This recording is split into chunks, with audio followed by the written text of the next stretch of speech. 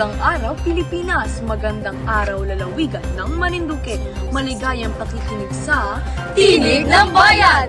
Ang inyong pinagkakatiwalaang himpilan para sa mga balita at kwento para sa ating lalawigan.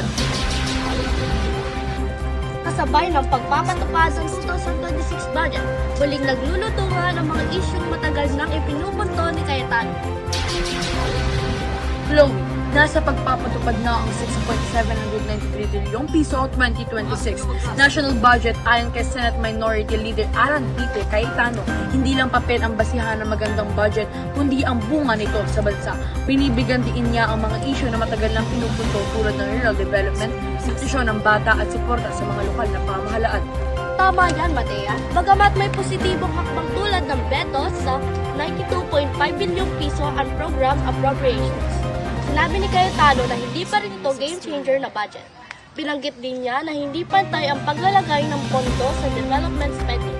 Karamihan pa rin ay nakatuon sa Metro Manila, habang maraming rehiyon tulad ng Mindanao ay napababayaan. Nararamdaman din natin, Rowan, na maraming bata dito ang nahihirapan. Sinabi ni Sen Cayetano na mas mahaba ang gastusin sa pagpagamot at social cost kung maagap tayo mag-intervene, at totoo po yan. Napakahalaga ng mga puntong ito.